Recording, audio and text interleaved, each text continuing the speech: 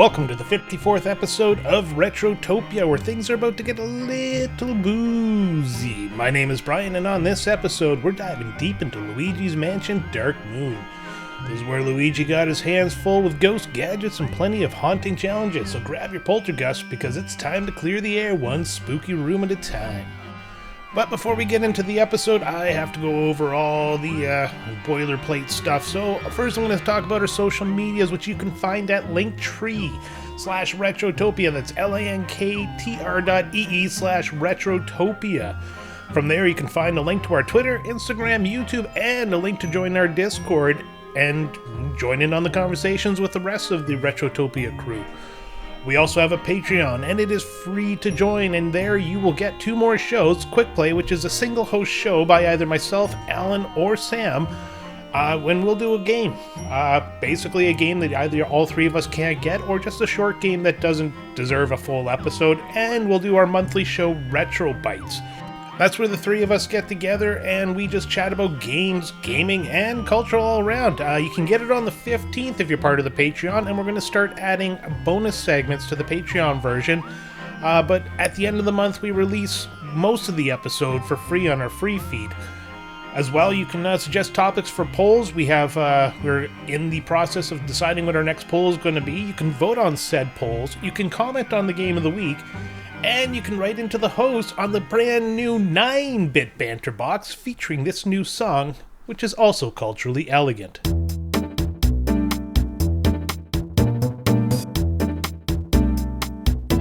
And our first comment comes from Sir Bustalots, and he asks, what's your biggest hope for a Nintendo-published launch title for the Super Switch? I kind of downloaded these questions early and I worked on them last night because a lot of them are not stuff I can just pop off on the top of my head. So here I go. Here's a list I kind of created. So, Sir Bustalots, I would love to see a new Mario like Mario Odyssey, kind of a Mario Odyssey meets Mario Galaxy 2. Just keep along the same lines they're going. Pretty much, I almost guarantee there's going to be a new Mario 3D type game that's on there. Also, Metroid Prime 4 is a launch title, not so much for me as I'm not a huge Metroid fan, but I do know somebody who is, and I would just love to see them get this Metroid Prime 4. They've been waiting long enough, and it's time.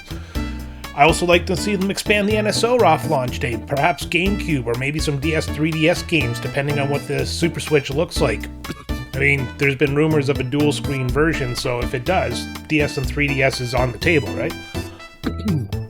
Also, a new Wario game would be nice, but not like a WarioWare type game, but like a full-on Wario game.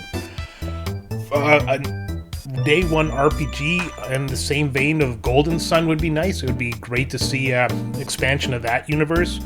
Gotta have a Mario sports game. Kid Icarus, I think they've completely underutilized Kid Icarus. I know there was, I believe it was a GameCube game was the last time you saw Kid Icarus, but that's a series they've really let die out. And I'd love to see them release Dragon Quest XII finally. Been waiting for that one ever since Dragon Quest XI. And of course, it's always good to have another Paper Mario. So hopefully that answers your question. Send me a message. What are you hoping for on the day 1 of the Nintendo Switch? You can talk to me on Discord there, or you can send a message through the Patreon, your choice. And that goes for anybody. So thanks, Sir Bustalots. Moving on to the second person, Randy Barrage, our one half of the Read, Watch, Play podcast. He asked, Brian, what is your favorite holiday and why? Thanks as always. Well, thank you for the question, Randy. I'm not a holiday guy. That's the problem. So my biggest thing is any holiday where you can get together with friends, have a few drinks, barbecue something, basically enjoy life, just with people you want to be around. That's my idea of a holiday right there. Other than that, I don't really celebrate other holidays like Christmas. I'll celebrate for the benefit of my son. Same with Halloween. We get together during the high holidays for the family, but we don't make the traditional meals. Like, we don't do turkey dinners and ham dinners. We turn Easter where we smoked ribs as opposed to have ham. Thanksgiving we call Steaksgiving. That's where we make sure we get the best cut of steak we can and we barbecue it up. And Christmas, we kind of have a discussion every year because we're not always together for Christmas. So in the past, we've had taco or nacho night. We've had charcuterie night. We had spaghetti and meatballs last Christmas. And we did a potluck once before I moved to my current house. Other than that, yeah, just really not a big holiday guy. So sorry if that's not the answer you're looking for, but if I had to pick a favorite one over here in Canada, it'd be Canada Day. You know why? It's Canada Day. All right, thanks, Randy. Hopefully that's good enough for you. Next comes up from Blaine the Hoagie Man from the Retro Riders podcast. Check them out. They're fairly new. They're doing pretty good. I'm really enjoying what they're putting out. He asked, what's the strangest genre of music you listen to? And this is the question that made me just kind of start researching all the questions. I don't have a genre of music I like particularly. I'm kind of a everything but country kind of guy, and even then, some country has been sneaking into it lately because it goes more country rock. I go into different genres quite often. I'll go into kick of like rap or hip hop, and then I'll do rock, and then all of a sudden I'm in Gregorian chant music for some reason. If I had to go with stranger songs, I'm very big on rock covers of songs, either pop songs or various types of genre of songs. So I do have a tidy amount of Disney songs covered by a band called Suburban. Give me a second, I have to open up my Spotify here. And of course, it's going to take forever. Who are they called? Of course, they're not at the top of the list anymore. Suburban Legends. They do a bunch of Disney covers, and I have a couple of their songs. There's metal covers of pop songs as well by a Norwegian artist called Leo Mortorelli. I can't pronounce his last name, so I shouldn't even try. Then there's the obvious comedy songs of the Lonely Island, Tom Cardy-esque type songs. And soundtracks that catch my ear and I get hooked on them for a while. And currently that would be Like a Prayer from the Deadpool and Wolverine movie. Guilty pleasure would be Dolly Parton and sea shanties or pub songs. And there's a metal band called Psycho Stick that does really great music. One song called Beer, and I love that song because I love beer. I have put a sample playlist in Spotify, or of my Spotify playlists, in the Discord there. If you just kind of want to see some of the stuff that I listen to, I just threw a couple of songs in there. So if you want to check it out, join the Discord. It's going to be under the music section of the Discord there. And yeah, I can't even tell you what the weirdest song I've liked is. Can't remember the name of the artist, but the song is I Don't Give a Fuck. Or No Fucks to Give, that's right. No Fucks We Give. Who sings that? Thomas Benjamin Wilde Esquire. I've no more fucks to give. Go check that song out. You will empathize with it, and it'll speak to you. So thanks, Hoagie Man. Again, check out Retro Riders if you haven't already. Great podcast. So finally, we have Guy Who Does Things, and he says, "Hello, Brian. I want to know, what is your biggest gaming failure?" Well, Guy Who Does Things. So I'm going to go over the game, or the reason I basically stopped playing games online. This was the probably final time I played a first-person shooter online. So I was a bit younger, a lot dumber. I decided to play Counter-Strike online on the Xbox 360. It had been out for many years at this point, so, you know, you had all those players that were obsessed with it and were, like, just insanely way too good for it. I was brand new. I'd never played it before in my life. I just got finished playing another FPS game, Rainbow Six Vegas Online 2, which I obsessed over, like 8 hours a night for almost 2 years. The control schemes, or the control layout on the controller was different, so I made the mistake of hitting a button I thought would look down my scope, but instead it made me crouch. When you crouched in Counter-Strike, you stop forward movement. My team got jammed up for a millisecond. And of course, one person gets shot in that, and from that point on, the team informed me that I should kill myself because I was not an instant master of the game, so I was not I had no worth to society. I stopped playing games online for a while, and I've never really gone back to playing games online unless it's with people I actually just want to have a conversation with. From that, I've realized I am such a failure in life. I've actually considered moving to a Arctic remote area so that I don't burden society with my presence. But yeah, that would be my biggest biggest gaming failure was crouching in Counter-Strike, causing one person to die in a video game, thusly him dying in real life. He probably had no consequences. Alright, so that's everything. That's all the questions. Thank you for your questions and comments. I always love to read them. I always love to think about them. It's great. What have I been up to?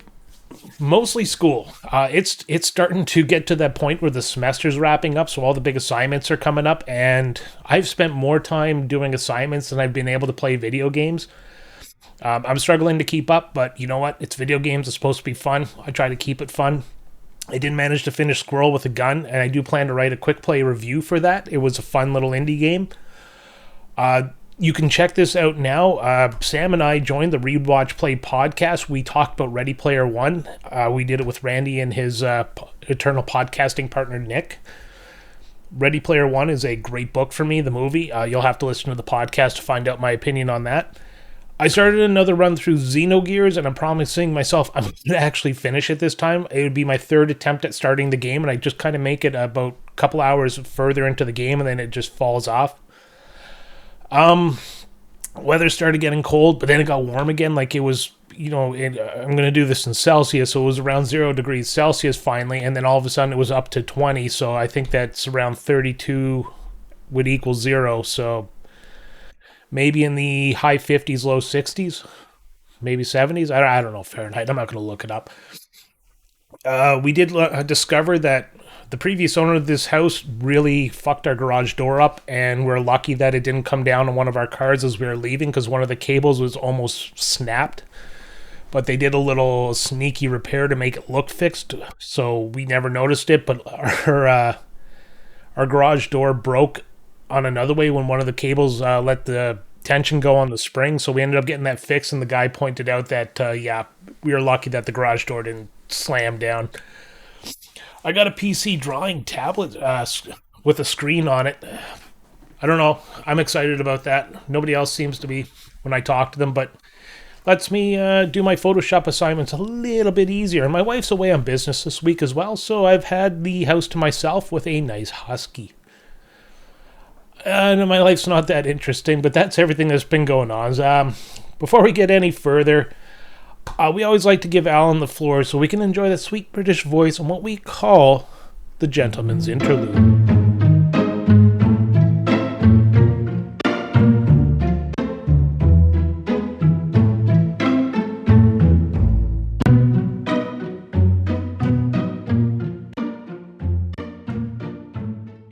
Luigi's Mansion 2 Dark Moon, a title so deliciously eerie, so tantalizingly supernatural, it will send a chill racing down your spine. Imagine, if you will, a world cloaked in mystery, where the ghastly and the grotesque are as commonplace as the tick of the clock. This macabre masterpiece is the brainchild of the brilliant minds at Next Level Games, and was published by none other than the illustrious Nintendo, that regal titan of gaming. It first cast its shadow upon an unsuspecting public on the 20th of March 2013. In North America, and later drifted across the seas to Europe and Japan, spreading its spectral influence. But let us delve into the heart of the haunting. This title, dear friends, is a direct sequel to the spine-tingling adventure that began with the original Luigi's Mansion on the GameCube. But now we find Luigi, our green-clad hero, a figure of courage hidden beneath the cloak of timidity, sent on a new dreadful mission. The once peaceful mansion is shrouded in darkness, and the mysterious dark moon, a celestial orb that once kept the spirits at bay, has shattered, plunging the land into chaos. Here in this haunted realm, you'll step into the worn shoes of our reluctant Ghostbuster Luigi, as he is summoned by none other than Professor Elvin Gadd. Oh, the old professor, a man of great intellect, but whose thirst for knowledge oft leads him to dangerous and, dare I say, reckless endeavors. Your task? To hunt down the shards of the Dark Moon and restore peace to the ethereal world. But beware. The evil spirit, King Boo, the very fiend who shattered the Dark Moon, is lurking, awaiting his chance to plunge the world into eternal gloom. Armed with the trusty Poultergust 5000, a vacuum with the power to trap the souls of the dead. If you're brave enough to face them, Luigi must traverse 5 eerily distinct locations. From abandoned mines to frozen chalets, each area teems with ghosts of various shapes, sizes, and ghastly dispositions. Some are simple spectres, while others are far more cunning, challenging the very resolve of our hapless hero. The gameplay, oh yes, it's a marriage of exploration, puzzle solving, and thrilling combat.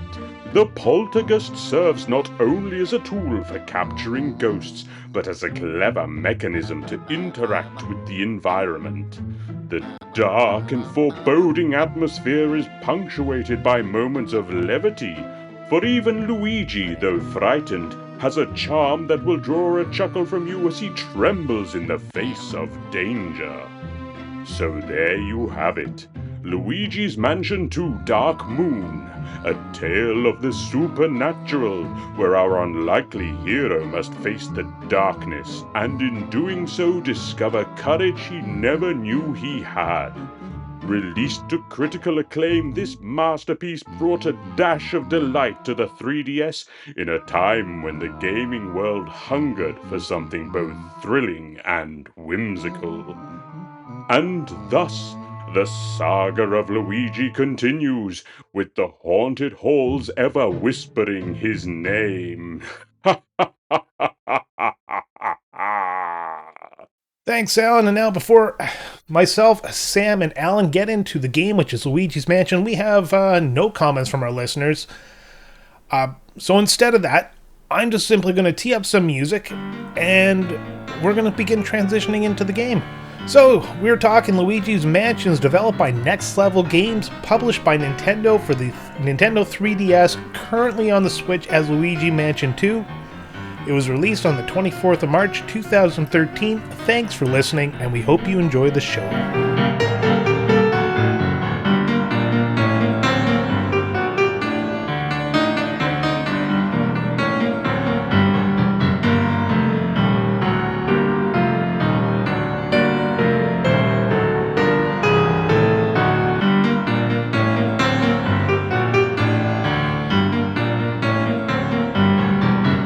So it's time to talk about Luigi's Mansion, and joining me as always is Sam and Alan. Fellas, how you doing? Pretty good. Where you pause and wait. I'm doing pretty good. Which one of Go us alphabetical. Is pretty good first? Yeah. Which one of us is pretty good first? I'm good. I'm very good. Looking forward to talking some Nintendo, because it's I usually talk Sega, so this is going to be fun. What about you, Sam? I'm looking forward to talking Luigi's Mansion. This was a great game. Fuck, we're all over the place. I'm ready to get into it. All right, so let's get into it then. Let's get the formalities. Save that for Retro Bites, a show you can check out on Patreon on the 15th, or you can get it, with less stuff on the end of the month when it comes out.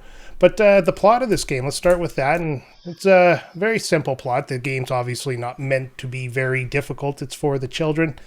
But I am going to read verbatim from Luigi's Mansion. It grows some teeth, man. Oh, it does. It does. I'm going to read the plot summary from luigismansion.fandom.com, the wiki for the thing, because I didn't have time to summarize it. So it says, in Evershade Valley, Professor Elvin Gadd is working on some new inventions with some friendly ghosts. However, King Boo appears and destroys the Dark Moon, causing the ghost to become hostile and forcing the professor to evacuate. He then asks Luigi to help him capture the ghost once more, equipped with a newly built Poultergust 5000 dark light device and Strobulb.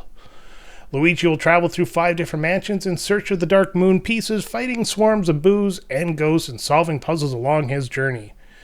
And then the rest gets into spoilers, so we'll just skip that. That's basically the summary of how the story is set up. Let's start with the story. What did you guys think of it? It's fine. Yeah, it's a good enough device to get Luigi sort of back into a mansion after the first game. Now, you've played the first game then. Yeah. I actually, I'm very new to Luigi's Mansion as a whole. I mean, I only played the first one, a few months ago? Probably I've the only start of played this year. Yeah, I've only played the third one, so I'm actually regressing. Yeah. Yeah. Yeah, I'm going backwards too. I started with 3 and then I played this one. So basically, we met in the middle. All 3 is right, so incredible though. Alan, you've played the first game. Does this expand off the first game at all? Is it a continuation of the story or like a full brand new story? Because I know it says here the Poultergust 3000 is now upgraded to the 5000, so there is some differences. I mean, we're not talking about a very complex story here. So, I mean, the first game, Luigi wins a mansion, goes there, and it's infested with ghosts. And, by the end of that game, you've basically closed the case and he's gone on with his life. But I think this was just like that game did rather well. Let's find some way to get Luigi back into a quote unquote mansion to do this all over again. But they've, as you said, expanded it to 5 different locations now, where the first game was 5 just different one. mansions. And I really like that. I thought, well, I mean, what can you do with a sequel to a pretty self-contained game like Luigi's Mansion?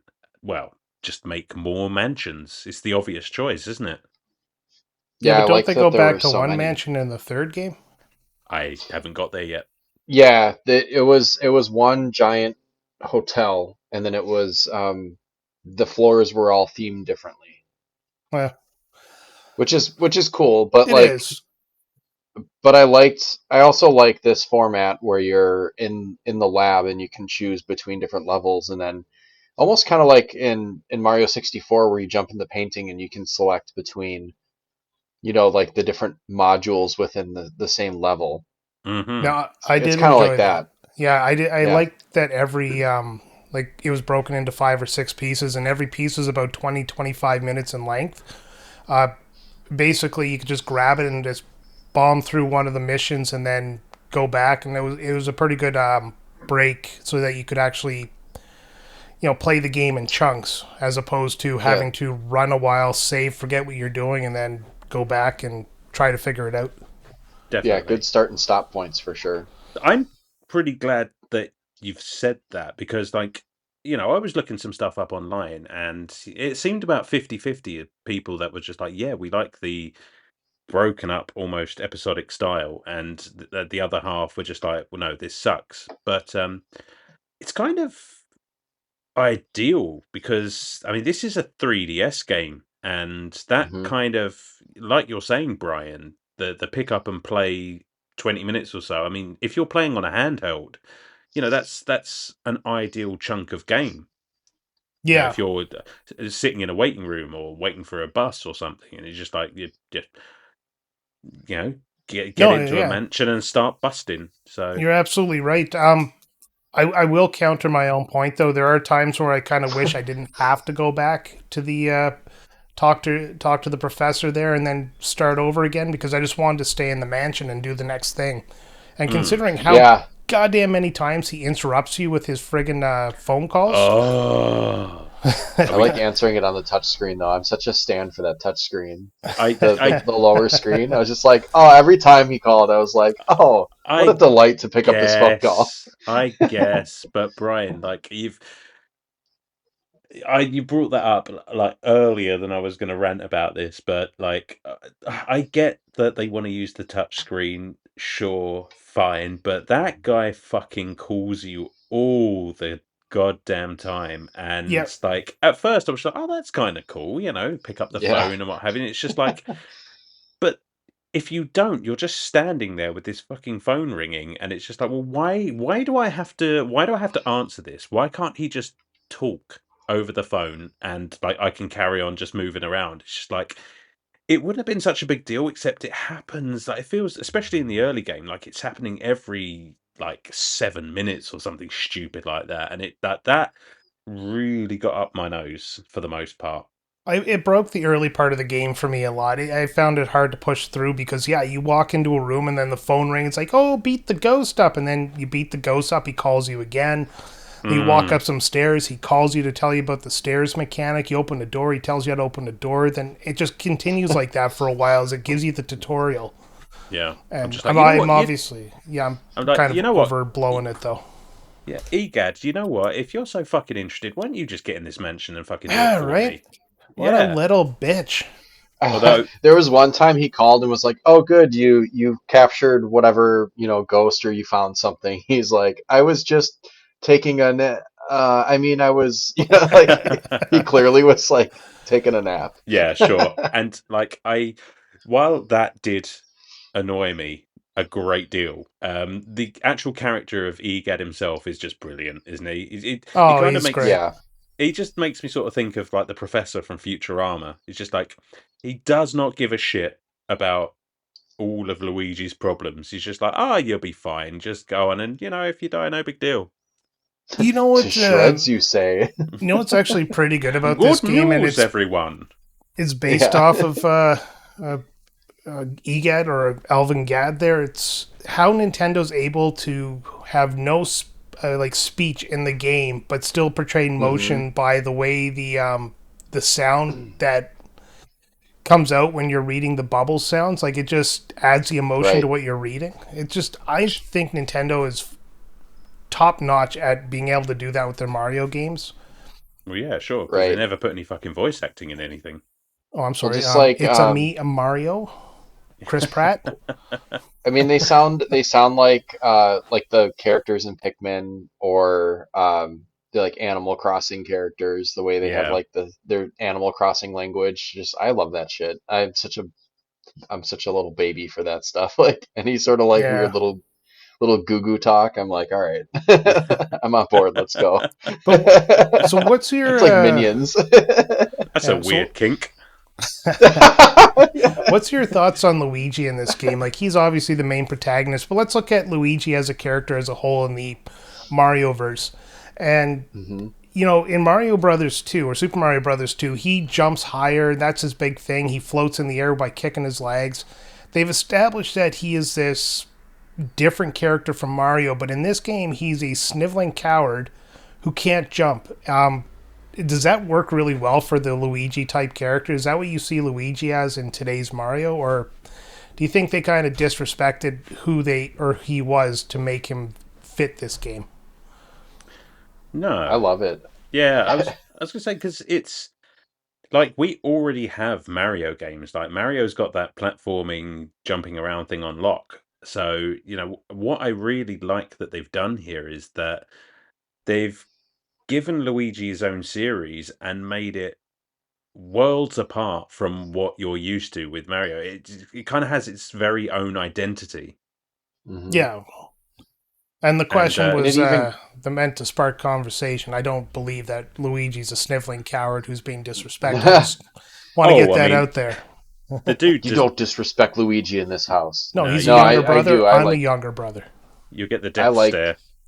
I like what he does in this game and this series of games, and I even like that in the Mario movie they even kind of give you a little nod to Luigi's Mansion when he gets sucked into the Mushroom Kingdom and he's got the Yeah, flashlight and he's scared and there's all kinds of ghosts and stuff. It's like, oh, we're in Luigi's Mansion basically. This is great. that's a nice He's got a Yeah, touch. backpack and a flashlight. Yeah. I honestly think that's where Mario Brothers 2 should go. Is focus more on Luigi. Give him his due. Give him his Luigi's Mansion movie. I want Luigi's Mansion either as a movie or as like a significant portion of the next movie.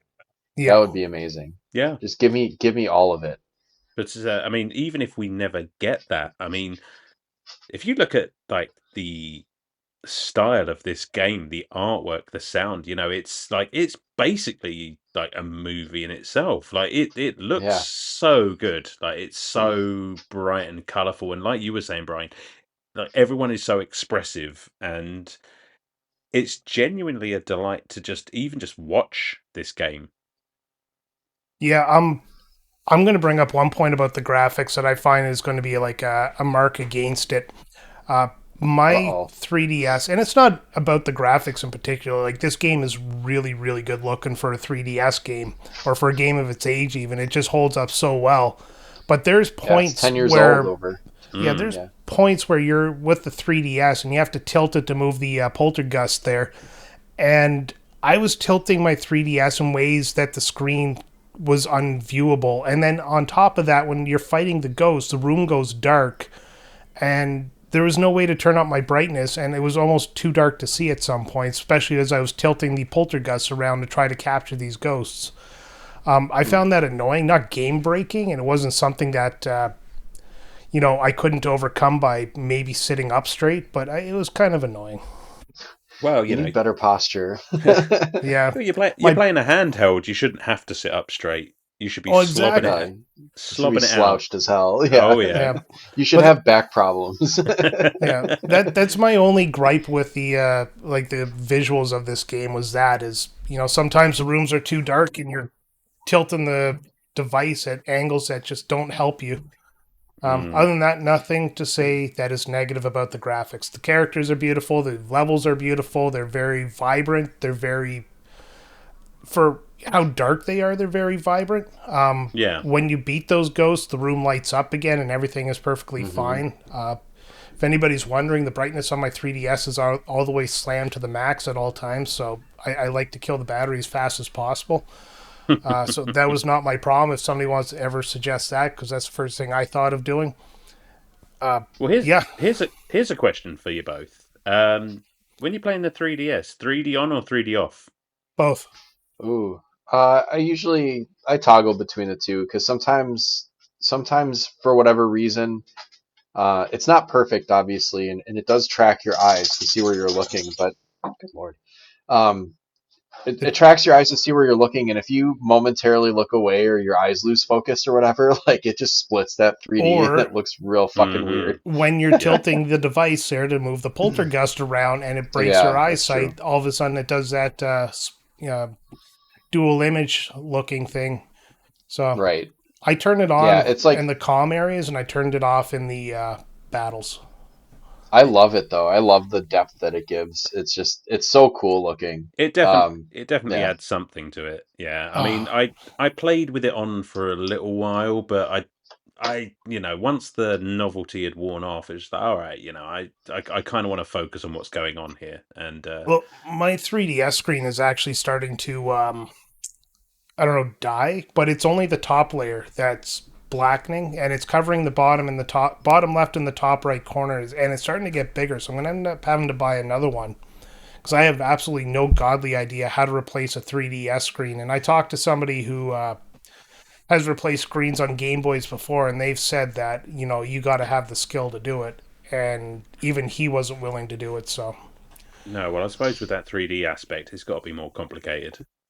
oh yeah, it's Yeah, 3DS for sure. It's almost like it's worth finding someone who tinkers with them or whatever and like sell yours and get a a new one that works or like a better one that works. well, I probably Yeah. end up buying a new one. It's playable right now because it's only like maybe 2% of the screen that I'm losing. But again, if there's info on the bottom left corner, which there often is in games, I tend to have to, really focus to see what it says. We'll Sure. put an asterisk on Brian's criticism that the game is hard to see because I'm glad you said it because I was thinking it. Oh yeah. because Hey, I this didn't I game. actually Yeah. I will say I didn't have that problem though. I thought it was fine. Yeah, yeah. What a night! What an awesome little console the 3DS was, though. Yeah, I just every time I play something on it, I'm just tickled. Yeah, Tickles my pickle. tickles your I pickle actually in this is 3D. unrelated. In 3D, yeah. Yeah. But I got Dragon Quest 7 for it, and Ooh, I'm real excited to play that. that should be 7 or fun. 9? 7. I didn't know 7 was on it. I got 7 on the PS1. That's actually impressive that they fitted onto the Yeah. 3DS cartridge. Yeah. I I it was between 7 and 4, and I picked 7. So hopefully I made the right choice. But 4 I'm is also out there. I know 9's on it, but I think it's hard to find. I just Yeah. finally, like, I was looking at Dragon Quest games and I realized I've never actually seen a copy of Dragon Quest 9 or what system it's on. So found out it's Yeah. on the It's 3DS. they're not the cheapest, but No. man, they're on my list, all of them, I and the don't Pokemons too. I don't know if I've ever seen a copy of any Dragon Quest game. I probably have, but I've never played one. Yeah. They're okay. They look nice. I 3 do. I'm not a fan of. As 3 I'm not a nice fan of. We'll get into as it. as nice as Luigi's Mansion, right? That's why Yes. we're Oh, here. Let's talk about his gadgets because I really like the mechanics, like Poltergust. the game mechanics. Um, yeah, And they add more in 3. I yeah. So found the out yeah, that you could hit the X button. What's the top button on the 3DS? Oh the God, X, yeah. You can yellow. hit that. So you could hit that button, and he'll actually aim up, and you don't have to. What's it called? You don't have to actually like tilt the 3DS to aim up. So once I learned how to do That's what that, it I was a lot used. easier to get a bunch of the puzzles done, like the ceiling fans you got to blow around. Mm-hmm. Mm-hmm. Yeah. I'll be honest with you. Like when you were talking earlier about using the 3DS to use the Poltergust, I was just like, I mean, I guess I knew you could do that, but I spent literally the whole game just using that button, like because the bottom button as well will angle you down. So I never used the Whoa, motion whoa, whoa, control. whoa, whoa! Are you saying I didn't know about that either? Yeah, yeah, Fuck me. So I'm saying that. w meanwhile, like Alan and I are using the X button to point up, and meanwhile Brian's like rolling around on the floor Well, trying to that get the was right angle for his well, that was the DS. problem. Is I tilted the fucking 3DS to get it to blow or suck in the direction I was trying to blow or suck, and oh god, that's why it was looking so dark because I'm like tilting it away from me. So, god, fucking damn it. Show's over, guys. That's it. Brian's done. Yeah, yeah. It This is gets real Yeah. just dark when Yeah, Brian this starts is blowing and sucking.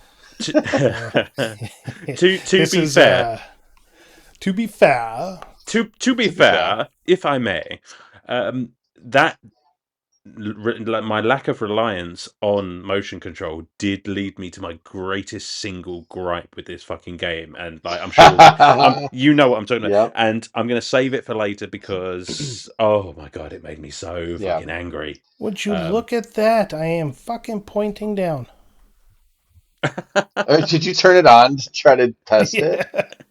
Uh, Yeah, I did.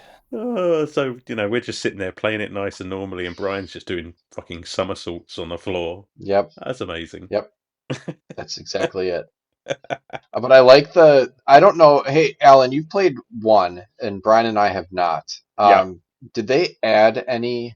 Because this is the Poltergust 5000 versus the 3000. So what gadget did Professor Egad add to the Poltergust in this game? See, it's been a minute, so I'm trying to remember. I'm pretty sure because you get that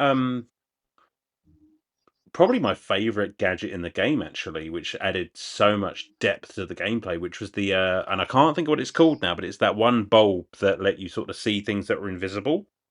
Oh, that black light? Don't take that in your room. You're gonna find all kinds of ghosts that way. But but yeah, spooky ectoplasm. Oh yeah, like Luigi, don't take that in your room, please. Yeah, I don't remember that being in the first game, but I wouldn't swear to it. Um, I'm trying to see if it what powers it had. and No, I the don't. I know he dark had a light torch. device. Go on. Yeah, the dark The light dark device, light I believe, device. is new to this game. Yeah, it's a Yeah. cool addition, and they bring it back in 3. So like with each successive game, there've been 3 Luigi's Mansion games now. They add more gadgetry to the Poltergust, and it's really cool. Oh, and another thing as well. You could, I think, in the first game, you could stun the ghosts just by pointing the torch at them. Whereas with this Okay. one, you actually have to. You got like the strobe bulb that actually Yeah. flashes the ghosts, which again I really like that as well because that I it was nicely dramatic and Yeah, Proper I like dramatic. that. lovely and dramatic. I liked that one. Especially if you're not pointing. It could get frustrating though when you think that you've got it pointed at them and you're just a little bit off. It's like you flash it and nothing happens. And that is going to Uh, happen a lot because I yeah, found that can that. be Yeah. frustrating. I mean, listen, this game for the most part is not difficult. Although, Sam, you're right; it does grow some teeth by the end of it. Oh yeah. But oh yeah, but you know, the odd miss of a ghost here and there. Generally speaking, you're fine. I mean, unless you're doing something stupid like going for 3 stars on all of the levels and all the rest of it, and that's something we can talk about later on. All the Oof, extra which shit. is tough. Yeah. Yeah, There's a lot of extra game here. sure, if you're Very willing cool. to go for it. Yeah. Right. Yeah. Gives it replay value though, I would say. Oh, sure, and like post But game nonsense. So yeah, there's a lot here if you wanna keep ghost busting. well, the other thing that I ended up doing later in the game when you were being attacked by, three, four ghosts at a time, especially those little green ones, would you'd engage with one and you'd be trying to suck one in, and then another one would come behind you. But no, they would appear and they'd kind of smack you while Did he you're did he at least give you a reach around while he was coming in your back? yeah, basically that's what it is. But if Why you the? charge up the strobe bulb, you can have a wider beam, That's and so you right. can hit like three or four of them at the same time, and then you can suck up four at the same time. That's right. That's right. You can you Uh, can flash you can flash an entire room and then suck them all at the same time. Why the fuck there's did we pick this game to talk about? There there's is no way in no hell that way. we are No, we were mature never enough. making it through this game without us being dirty birdies. Yeah, Oh man. I don't like the dark light device. I like no, its uses. I don't like the device itself because it doesn't last that long. And No, you you can know, upgrade like but it though. yeah, upgrades, you like gotta Sam upgrade it. said. Oh, do you? Okay, like I never did. Yeah, Mind well, you, my Poultergust is still only 2 bars into it, so well, Well, there you go. as you gain gold, you I when know. you clear Oh yeah, yeah. those, yeah. So So it I think it upgrades two times. So like the third one is actually you get quite a bit of dark light beam. Yeah, absolutely. And I again, yeah, I just like the mechanic of it. It's just like going into Hmm. random rooms and just looking for invisible shit, which Yeah, or the booze. or the booze. Yeah, Yep. definitely. Which I didn't do much of the extra stuff, but I did enjoy looking for the booze. I found Yeah, that was a that's a fun. neat little feature there. Yeah, not to talk about three too much, but in Luigi's Mansion 3, there's one on each floor, basically. So Oh, it's the nice. same thing where you have like kind of free reign to explore the entire floor of the hotel, and then, at some point there's a boo. And you when you engage with it, I think it can run away from you and escape, which is adds to the challenge of capturing it. But Okay, this is well, fine too. I mean, there's one in every level. that's a lot like the first game then, because Yeah. they didn't really run away in this one, but they did in number one, if I remember correctly. They could go from room to room. So that's cool. I need to play that fucking game. It sounds Yeah, 3 awesome. is great. Hmm. yeah. So Eh, going back to what Sam was talking about, the bills, the coins, and the gold bars are the 3 types of money you Yep. can find. And yeah, when you finish a mission, you go back to see EGAD there, and it tabulates your total that you found. And once you hit a certain amount, it upgrades part of your equipment, but you don't get to choose what. No. Yeah, it's So pretty linear. And Um, frankly, like yeah. if you're playing these levels, repeating these levels, looking for all the secret hidden shit, like you're gonna max out everything fairly early on, and then after that point, money just becomes practically useless. Yeah. I didn't find myself going back, so I don't think I maxed out. I still had a little bit to go on the scale. So whatever the last upgrade was. I didn't get it, Right, so I don't know right. if it was more. I Um, just I never cared yeah, about the whatever. money when I'd run through it. Just I was trying to finish as fast as I could. I guess I should have spent more time because neither upgraded anything nor finished the game. So Oh, did you guys notice that the better you performed against the ghosts, the more money they would give you? no, Yes, Um, yeah. So if you were able to, like, let's say, get three ghosts at the same time, and then you had your like there was that meter, and you had it all the way up before you hit A to suck them in.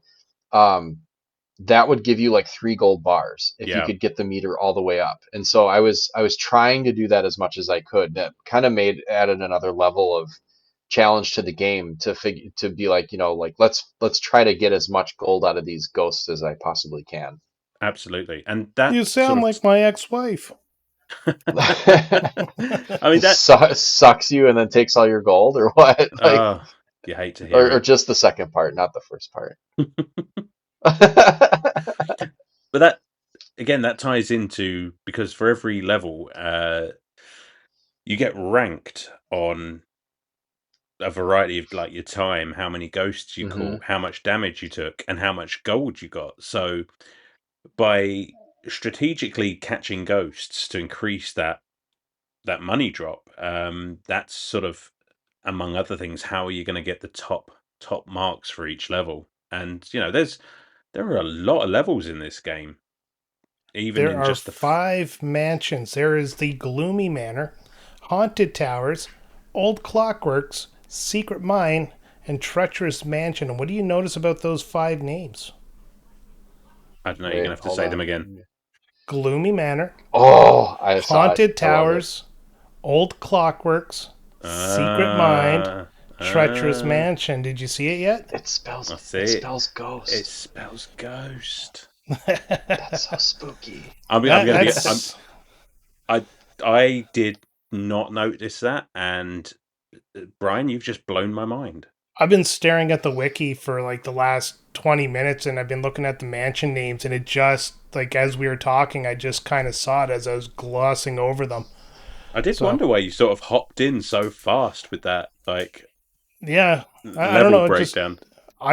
find that type of stuff to be just very interesting when it comes to video games, throwing little things like that in there. I'm just gonna say Dead Space, and I'll say no more than that.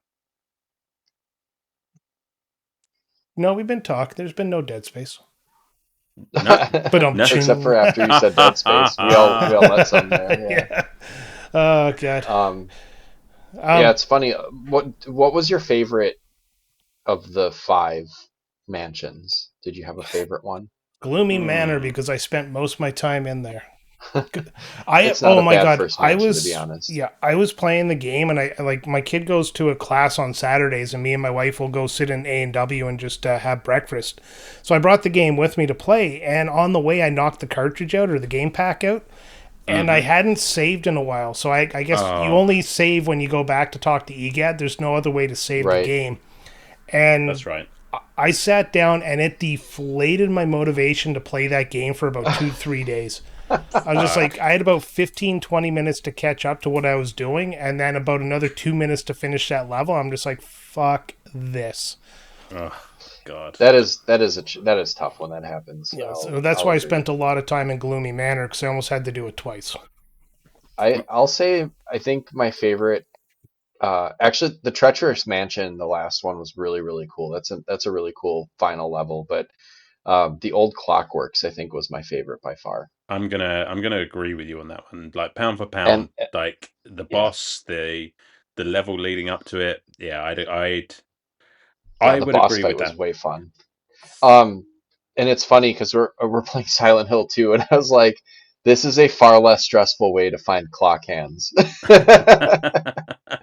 Because there's a part in Silent Hill 2 where you have to find some clock hands, and fuck There you me. go. There you go. Luigi's Mansion 2 officially more stressful than Silent Hill 2. There you go. You No, it's heard it way here less first. stressful. Oh, is it less stressful? Oh, okay. See, Yeah, although I did make the joke. I was like, yeah, this is worse than Silent Hill 2. I was like, no, it's not. it's that I'm kidding. fucking dog every time. Ah, Polterpup, he's such a good boy. He is, but Did you ever die in the so you can find a golden bone somewhere, like it'll be hidden. There's like a golden dog bone, yeah, and I didn't realize what it was for until one of the tougher levels later on where I actually died, and then like Polterpup comes and revives you if you're yeah. holding on to the golden bone. It was same for me. It's just like I was collecting these things in every fucking level, and Yeah. I just all right. I've no idea. What do I trade these for something? I mean, what do I do with them? And yeah, I'd like 3 or 4 levels in, like I finally died. And I was like, oh, okay, like there you Yeah. go. That's what that is, and that's a nice touch. Yeah, I was getting really frustrated right before I died at that point too, and then he comes and revives me, and it's just like, oh, who's such a good boy. Yeah. He just comes and revives you. It's like, oh, thank you, buddy. I mean, for all the grief that he's given you, like stealing shit off of you, it's just like, Oh okay, yeah, no kidding. Yeah. you made up for it now. All right, that Although I found those those levels where you're tracking Polterpup with the black light is like really, really fun. I thought there were a couple of them. Yeah, yeah, all right. yeah. I Well, that enjoy. Sorry, segues Brian. us Go into ahead. the ghosts. Any particular ghost you really liked or really hated? Oh, yes. The ones I've always disliked were the ones that covered their eyes with something. Not Mm-hmm. not because they were harder, but because sometimes the game was a dick about it. So you would flash them with the light when their eyes were open, and then they quickly put the bucket back on their head. And like, no, that Mm, you were fucking caught. yeah, I or like got you, kid. Nuh-uh. or like Sam was saying, if you weren't perfectly lined up to flash them, then Oh god, I wish you you could have to. turn.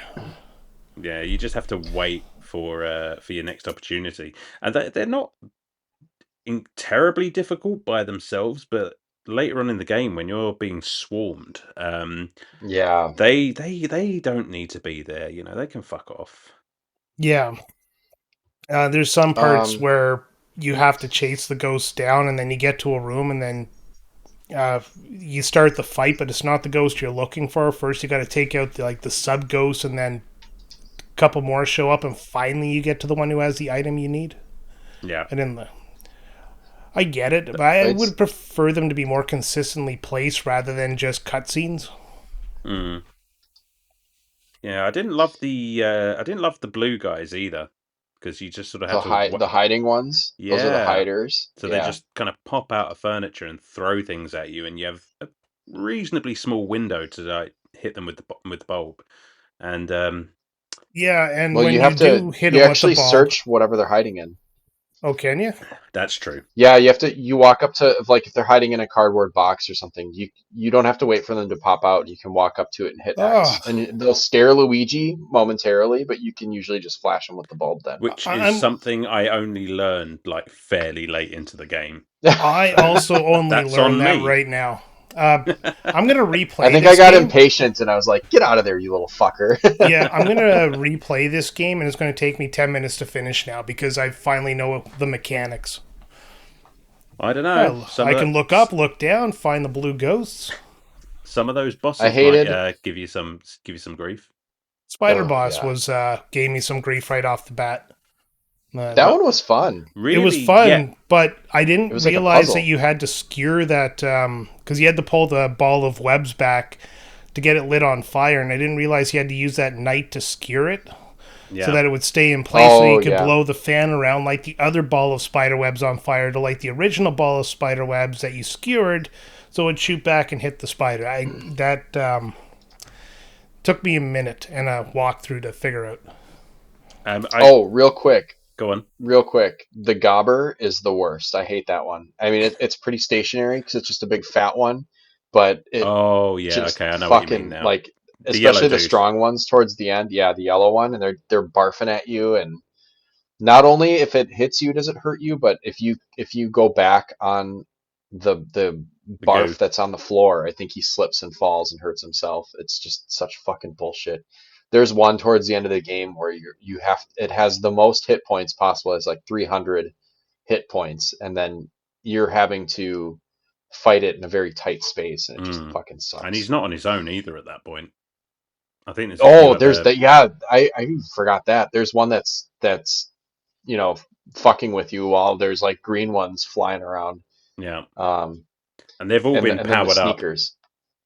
Yeah, and the sneakers are bad too. So Brian, there's the all the normal ghosts, and then there's strengthened ghosts towards the end that have like kind of a shatter pattern on them. They look a little bit Yeah, different, and they're like doubly strong. yeah. I'm looking Mm. at the wiki right now. The strong gobber is 200 hit points. The gobber is 100.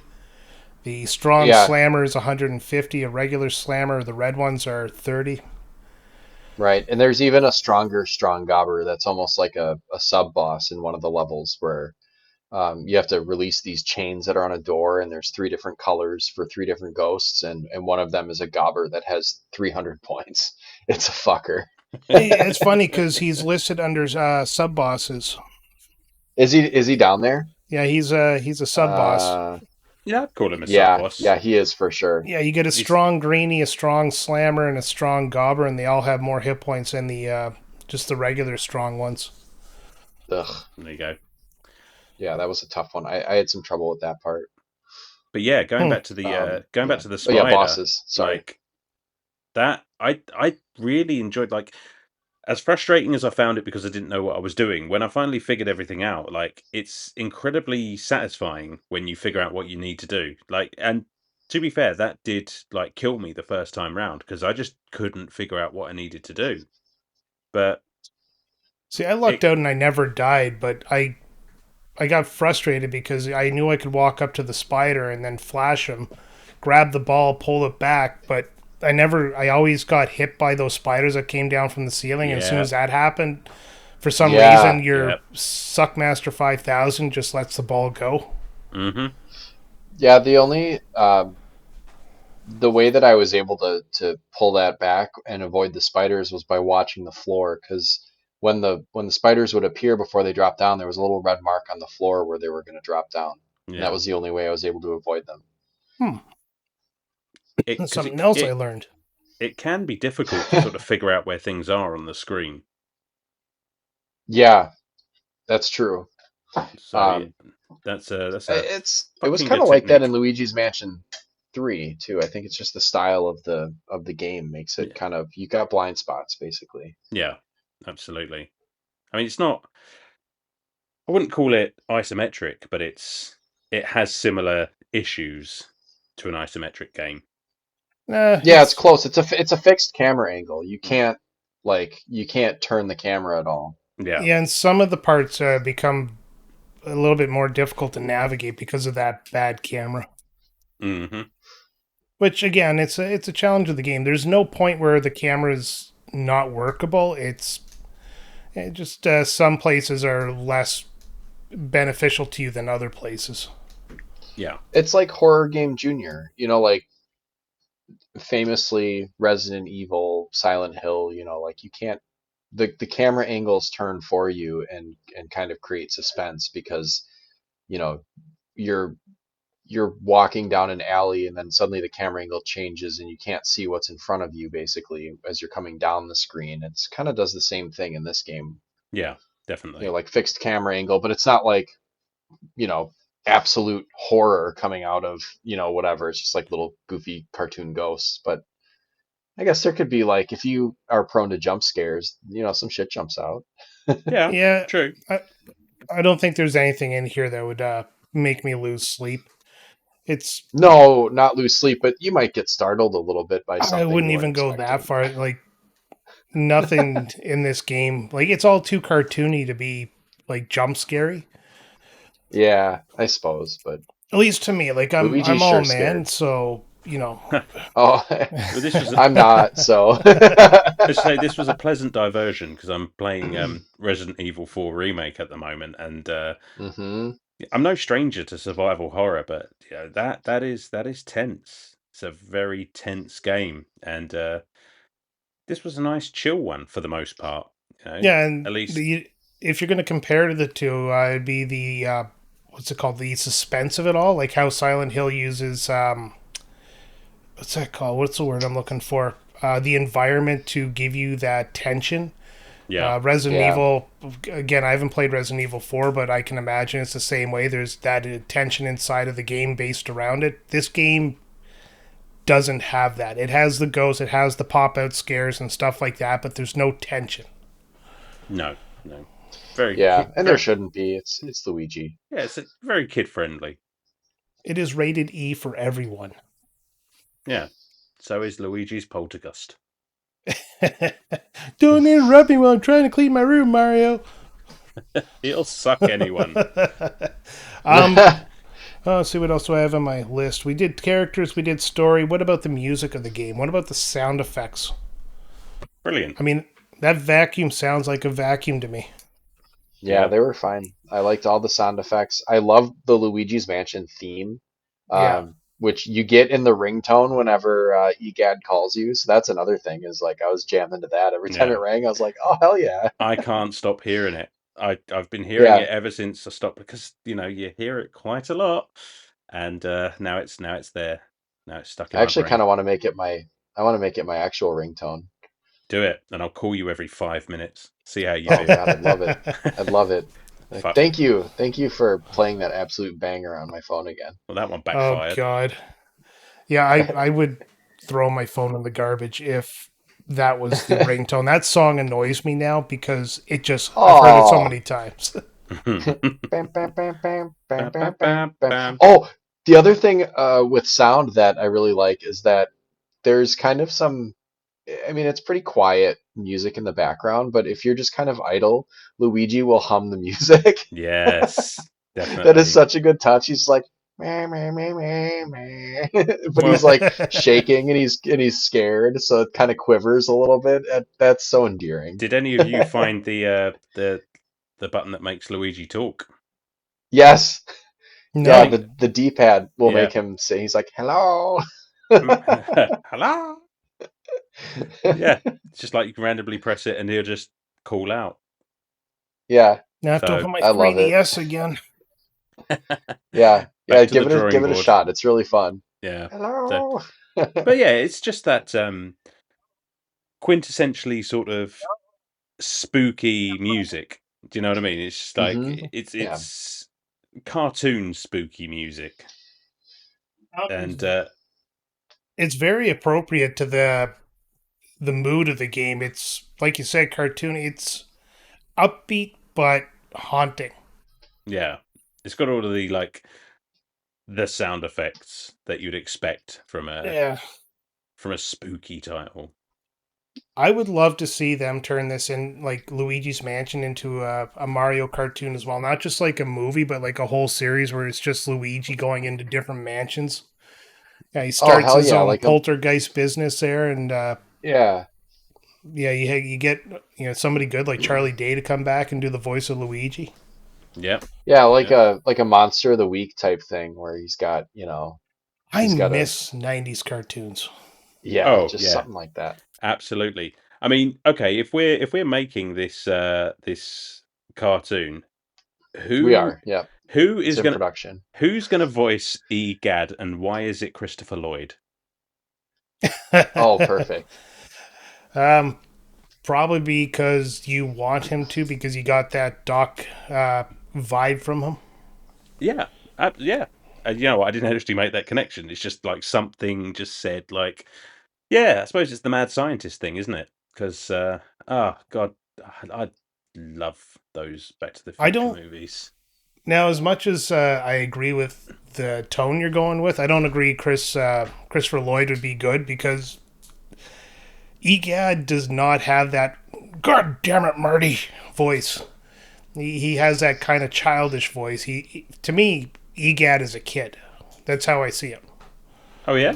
He has look like a little old man version of a child, doesn't he? Yeah, Yeah. it's what a child would think a 13-year-old is.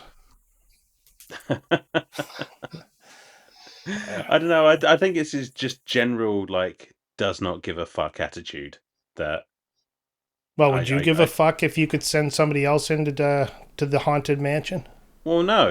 If I had a machine that could pixelate somebody and just send them to random points that are away from me, like I'd abuse that power. uh, Alan, I want to talk to you about your job performance. Button. Pixelate. Yeah, blah, blah, blah. Which again, a nice way of explaining how Luigi's getting around these different areas. Like, I thought that was a really cool touch. Oh yeah, it definitely adds something to the game without just the magic of video games being the Yeah, answer. I like I when they like do it. stuff like that. It's wacky. All right. Yeah, we've talked about the graphics, gameplay, music, story, characters. We've talked about pretty much everything.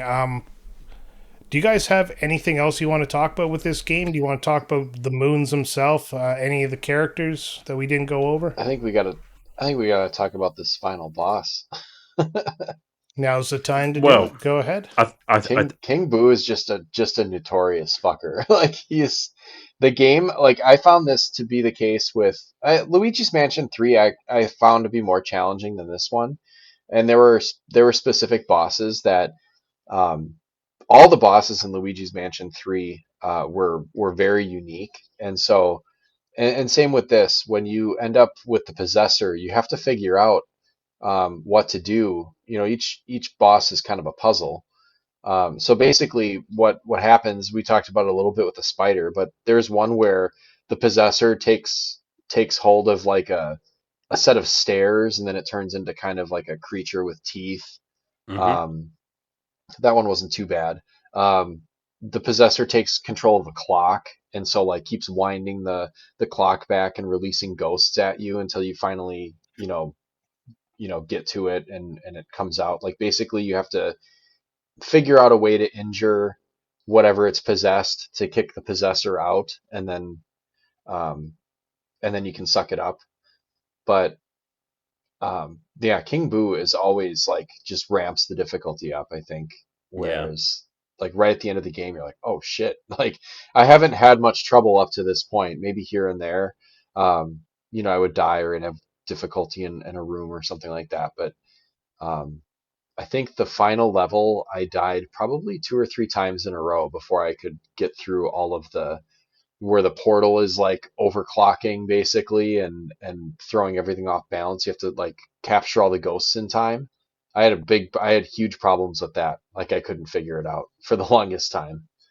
Yeah, and I don't know like about you. it's pretty relentless at that point. So before you go through the Yeah, portal, you've got to dash to like different rooms around this mansion, which can be quite far away, and they're gradually you can see the rooms on the map as they gradually turn right. red. And obviously, the longer you leave it, the more likely you are to, I don't know, die.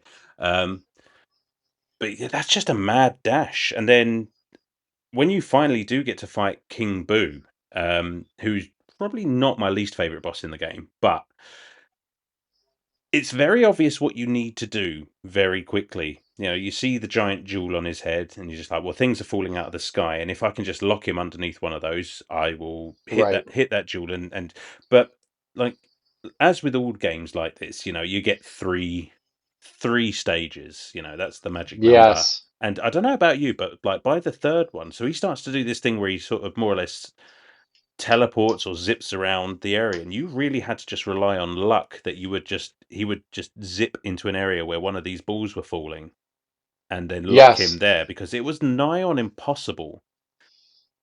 And it's fairly easy to get your health back in that area, so it just becomes one of those things which like, oh come on, just get to the right position so I can do what I need to do here, because Yeah, I, it's I'm it's you have to outlast him for a yeah, while. it's just, I'm kind of getting a bit bored with that. But I it was a good boss fight, just parts of it were just not incredibly well implemented. If it didn't have the health drops, it would have been really, really frustrating, Oh I think. god, like practically impossible. Yeah.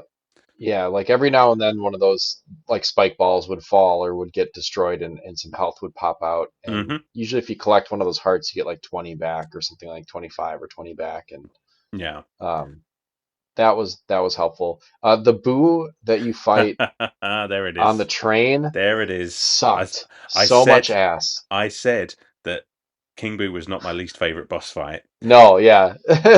That Yeah, is, this is the boss, like right when you get into the portal, but before you fight King Boo, you have to fight this other Boo that's kind of a combination of a bunch of little Boos. yeah, And there's a train going around a track, and you have to stun him by allowing him to play out his attacks or let him run into the train. And then you have to pull him and launch him in front of the train where there's like a drill, yep, and then it breaks up into all the little tiny boos, and you have to use the dark light to unveil them and then launch them into very specific spots of the train. I will say it does get easier as the fight goes on because there are less and less of yeah, the boos to worry about, and but Boo, it's so tedious, yeah, and it killed me like two or three times. and Big Boo himself like does get smaller the more you do. But I was fine with letting him play out his attacks. I was fine with stunning him and throwing him in front of the train, and then I was fine with all of the boos that I had to track down.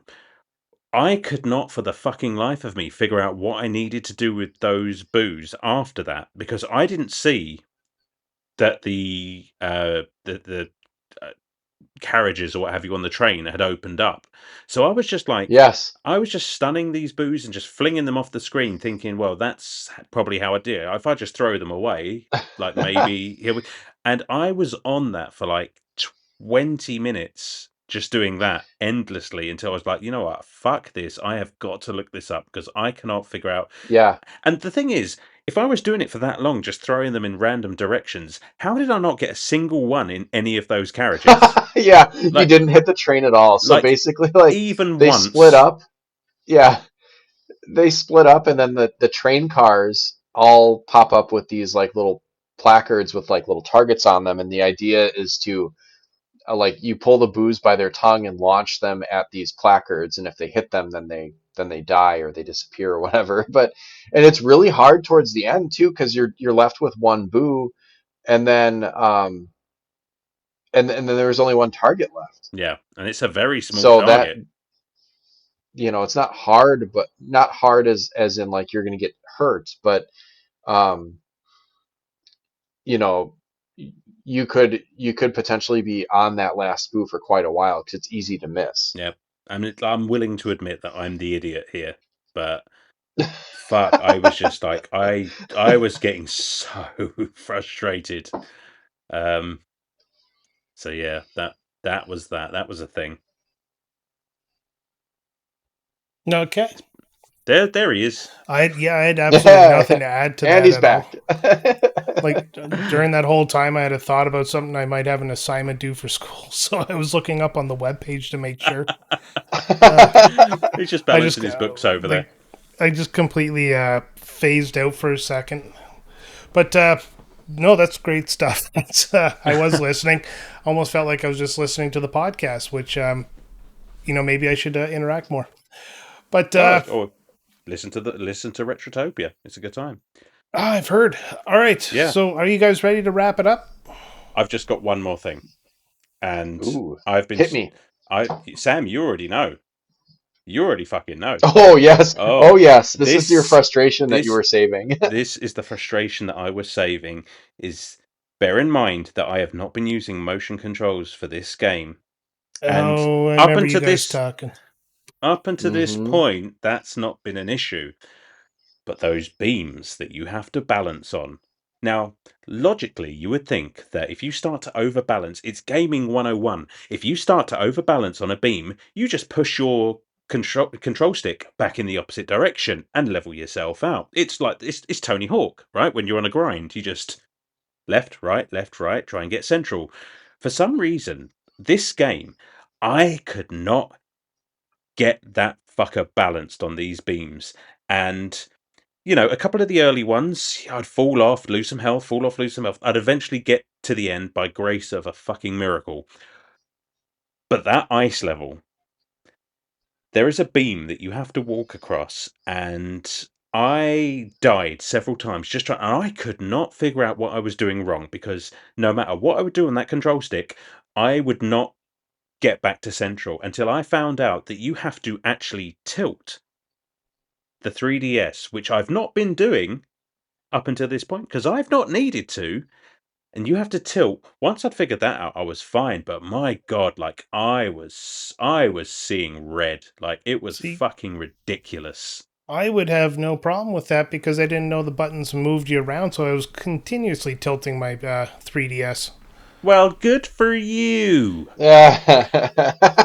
I'm really glad Obviously, that you said something when we were playing this, though, Alan, because I honestly like I was not, oh, yeah, in our I chat, wasn't using the tilt, and then I started to, I had to and it got a lot easier. I had to put it out there because like I couldn't let anyone else just suffer this level of frustration because when I say the number of times I tried to cross this bridge, because you don't lose that much health when you fall, but I was losing life It's like after five, life, yeah.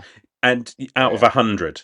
So that's how many right. times I was trying to get across this fucking bridge, and oh, it's it's costing this game a point.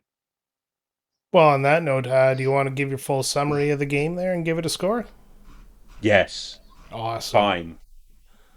Sam, Now that you're go all like first. worked up. Do you okay? I need to cool. Yeah. Do you I need to cool you need to down. cool down? All right, cool down and let it. If you were to give your review now, it would lose 2 points. Let's let it gain that point back while I talk about it. Um, I love this game. I loved Luigi's Mansion 3. I was super excited to play 2 remake, although I didn't. We all played this on the 3DS. I ended up getting a copy, so I was really excited that I was able to play it on the hardware that it was originally made for. Because while it doesn't fully utilize all of the 3DS's capabilities as far as the touchscreen, there really wasn't much. I mean, I won't say there wasn't anything because you can access the kind of level objectives and the map and everything is like um, fully touch interfaced down on the lower screen, and I do enjoy that. I like having that up all the time that you can see. So while it wasn't 100% necessary to be on the 3DS, I'm glad it was, and I'm glad I played it this way because I love that little thing. Um, just all around, I love the aesthetic. I love the mechanics of the game. I love the series in general, and I'm even more excited to potentially find a way to play Luigi's Mansion 1 at some point. And I hope that we get more Luigi's Mansion games in the future. I'm going to give this a 9.5. This is a great game and I loved it. I loved Ooh, every second that I was playing it. I never felt like I didn't want to play this while I was playing it. all right. Good, well said. So you Stunned stick Well to said.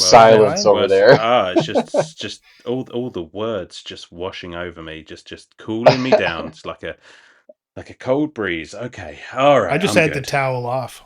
Yeah, yeah. I'm ready to From all go. that spooky ectoplasm. I'm gonna give I'm I'm gonna give Sam a 10 out of 10.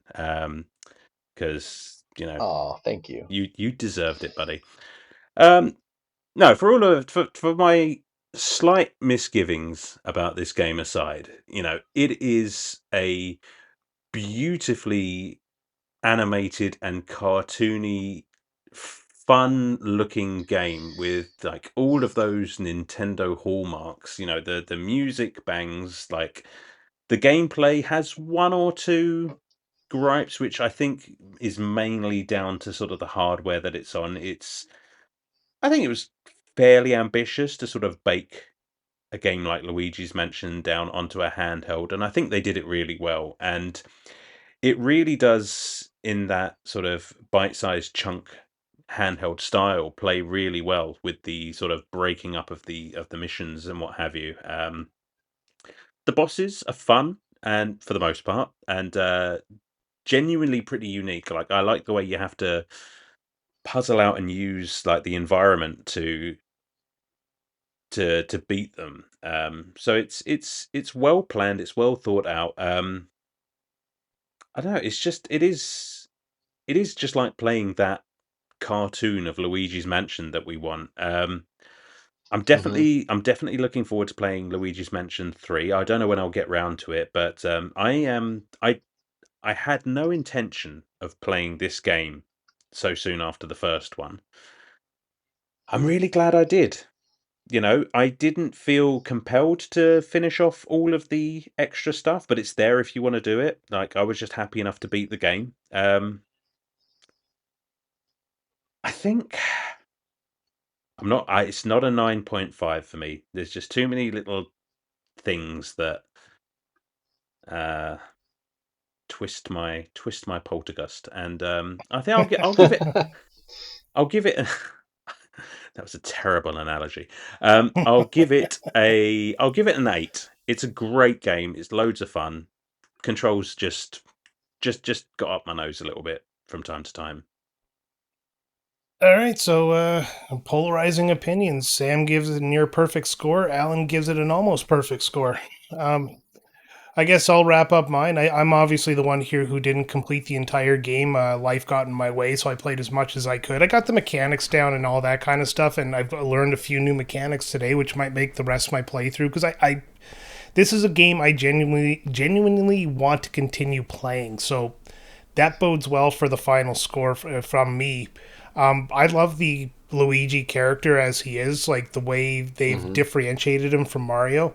The story is really good, and it's consistent amongst all the Luigi's Mansion games. Like, they haven't strayed from it and just kept the name or tried to reinvent the wheel. They've, like, from what we've talked to Alan about the first game, they seem to have added some stuff which enhances the experience, and of course they further do that in 3. So that shows good progression on the series itself. Levels are fun. The challenges are, for as far as I got, they're challenging, but they're not undoable. There's some neat little things, like if you flash a flower, it opens up. I noticed that one. That was pretty cool. Some of the puzzles involve you flashing a light to open up a vault. There's plenty to do in this game. There's those gems you can find in every level, and they're usually a little puzzle to get them to, or to collect them. Like the one you find in an ice box, and you have to put it up to the stove to melt it, and then you get the gem. That was pretty cool. So my non-completing the game score is going to be with Alan. I'm going to go an 8 out of 10, and mostly because this game really is making me want to continue to play it. Like, when we're done here, I plan to give another hour or so to the game tonight, so that's really good. 8 out of 10 from me, given an average score of about 8.25 out of 10. That's respectable. Yeah. That is definitely respectable. I'd put this on the must-play list. I feel would good say about that.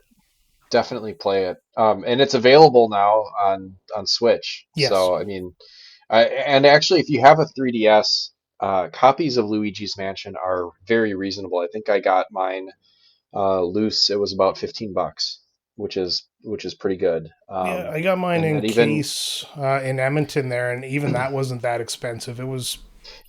Yeah. Let's see, I have the price here somewhere. It was about $40 in case. No, $19. It was... Yeah, and I think I passed up on a copy that was in case previously, and then I went back to the store and it was gone, but he had a loose copy. I was like, oh, fuck, now I don't have a case, but still, it was worth the price of admission. Yeah. And, $15, whether you get it on the Switch and you pay full price, it's still worth it. Yeah. Absolutely. You still got a good game out of it. Absolutely. Yeah. All right. So that is it for this week's episode of Retrotopia, recording right at the wire here as I got to get this edited and uploaded for the Patreon tomorrow, which you can join for free at Retrotopia. Wait, it's patreon.com/Retrotopia. That's where you go. Or just Google search Retrotopia Patreon, however you like to do it. Fellas, it's always great having a conversation with you. And when the week is bad, I always look forward to talking to you two because you always put me in a better mood. Awesome. Happy to do it anytime, Brian. Awesome. And any opportunity to extend the spooky season for me is extend always the day. Absolutely, choice. Yeah. All right. We are talking. Oh, by the way, if you're on the Patreon, you notice that the comment section has come up for Sonic the Hedgehog 2. It is a special episode because it is Alan's official 25th episode with the show. There you go. He has been here for 6 months. What? It's an Alan-iversary, if you will. It seems like longer, but the show's only a year old, so... Wow. Yeah. I genuinely didn't know that. What better game to celebrate with? Absolutely. So you can get your comments into Alan, who'll be doing the introduction for that episode, and we really look forward to hearing from you. You can also message Alan on Instagram. You can find that link at linktree/Retrotopia, linktr.ee/Retrotopia. Thank you for joining us. I'm going to give Alan the outro today. What are you going to send us off with, buddy? Oh, thank fuck. I'm going to say thanks for listening, guys, and please remember to flash before you suck.